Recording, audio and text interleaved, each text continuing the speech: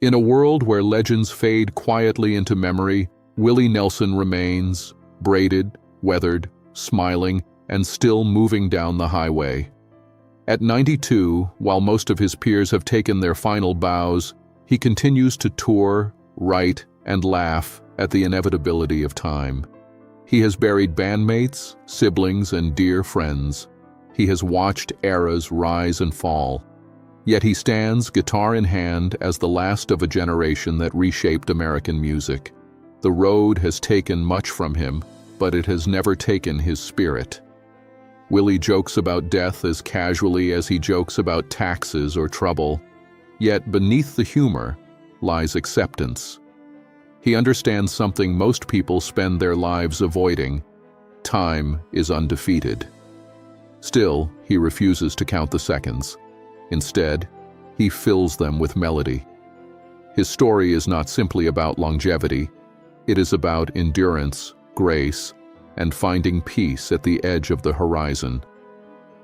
A life lived in the shadow of loss. Loss has become a quiet companion in Willie Nelson's later years.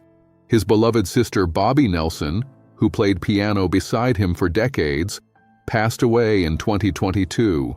Longtime drummer Paul English died in 2020. His old friend Chris Christopherson followed in 2024. These were not just colleagues. They were family, pillars of a shared journey that began long before sold-out arenas and national acclaim. Each absence leaves an empty space on stage, a silence between notes. Willie does not dramatize grief. He rarely offers long speeches about sorrow. Instead, he keeps singing. Every concert feels like a reunion with the past, every lyric a letter to those who once stood beside him. When he glances toward the place where his sister's piano used to be, the audience can sense both pride and heartbreak. The band is smaller now. The harmonies are different, but the love that built it still resonates. The Texas boy who found his voice. Long before he became an outlaw icon, Willie was a boy from Abbott, Texas, born in 1933 and raised by his grandparents during the Great Depression. Gospel hymns filled his childhood, and an old harmony guitar became his closest companion. His sister Bobby played piano, and together they formed the foundation of what would become a lifelong musical bond. Willie began writing poems at 7 years old and soon turned them into songs. He sold early compositions for $25 just to buy gasoline. When Nashville initially dismissed him, claiming he didn't quite fit their mold, he didn't fight the system. He walked away. He returned home and built something truer to himself. In Texas, he cultivated a style that blended country, folk, jazz, and blues. It was honest and unpolished, the sound of dirt roads and dance halls. It was not manufactured, it was lived, redefining country music. By the 1970s, Willie Nelson had become a force that Nashville could no longer ignore. Albums like Red-Headed Stranger and Stardust transformed country music's boundaries. His rendition of Always on My Mind became an anthem of longing and reflection. He did not dress or behave like the polished stars of the era. He wore his hair long, tied in braids, and sang with a phrasing that drifted behind the beat, intimate and unmistakable. Alongside fellow mavericks, he helped birth the outlaw country movement, music that valued authenticity over polish. It spoke to outsiders, dreamers, and those who felt confined by expectation. Willie didn't rebel loudly. He simply lived on his own terms. That quiet defiance became revolutionary. He proved that vulnerability could be strength and that imperfection could be beautiful. In doing so, he changed not just charts, but the emotional language of country music itself. Trouble, taxes, and tenacity. Freedom came at a price. Willie Nelson's life has never been free of hardship. He has faced arrests, financial ruin, and public scrutiny. In the early 1990s, the IRS famously seized his assets over unpaid taxes totaling millions. For a man who once picked cotton in Texas fields, owing $17 million carried both irony and absurdity.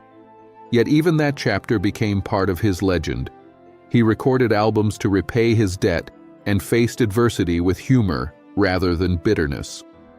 Health scares followed in later years, including lung issues that forced him to reassess habits and endurance. Through marriages gained and lost, through fortunes made and reclaimed, Willie maintained a curious optimism. He often says a negative thought will kill you faster than any illness, so he laughs. He reframes trouble as story material. His resilience is not loud bravado, it is steady persistence, the refusal to let misfortune define the melody. Family, farm aid, and responsibility. Despite his outlaw image, Willie Nelson has always carried a deep sense of responsibility. In 1985, he co-founded Farm Aid to support struggling American family farmers. Having grown up close to the land, he understood their hardships intimately. Decades later, the benefit concerts continue, raising millions and shining a light on rural communities. On stage today, his sons Lucas and Micah perform beside him, carrying forward both his musical gift and his values. The family band looks different now, but its heartbeat remains.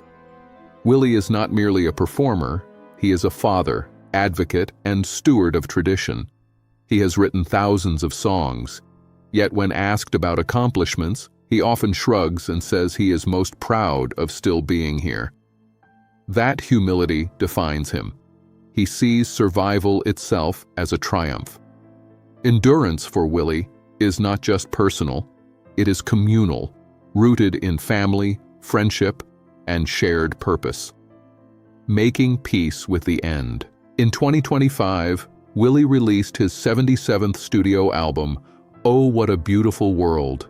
The title alone suggests acceptance rather than resistance. The record feels reflective and calm, like a man surveying a long journey without regret. Willie has spoken openly about death, even joking that he will be back in another form. He believes life does not simply end. Whether through reincarnation or through song, he sees continuity rather than finality. He insists he does not hurt anywhere and claims he has little reason to worry about dying. Yet the deeper truth is visible in quieter moments. The losses accumulate. The road grows longer. Still, he refuses to retreat into silence. Music remains his oxygen. As long as he can hold trigger, his weathered, hole-worn guitar, he can breathe. For Willie, performing is not about applause. It is about connection, about feeling close to those he has loved and lost. The legacy that will not fade. Someday the tour bus will park for good, the lights will dim, the stage will stand empty. Time spares no one, not even legends. Yet Willie Nelson's story will not conclude with silence. His songs have become part of the American landscape, woven into its highways and heartbreaks.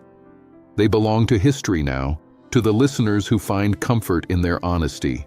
When he sings On the Road Again, it is no longer just a tune. It is a philosophy of motion, of refusing stagnation. The bitter truth is that mortality waits for us all.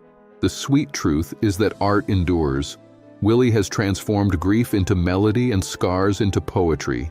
His life reminds us that while bodies age, spirit can remain defiantly young. And so long as someone hums his songs, somewhere down a dusty road, the last outlaw will keep riding. Conclusion: bitter, then sweet. Willie Nelson's life is a study in contrasts, sorrow and laughter, rebellion and tenderness, endings and beginnings. He has outlived friends, trends, and expectations. He has seen the cost of fame and the fragility of flesh, yet he stands, smiling gently, still ready for one more show. He teaches that negativity corrodes the soul and that optimism can be an act of survival. The road has shaped him, scarred him, and sustained him. His music carries the wisdom of someone who understands that life hurts, but it is beautiful nonetheless. In the twilight of his years, Willie does not cling to fear. He leans into gratitude. Bitter first, perhaps, but always sweet in the end.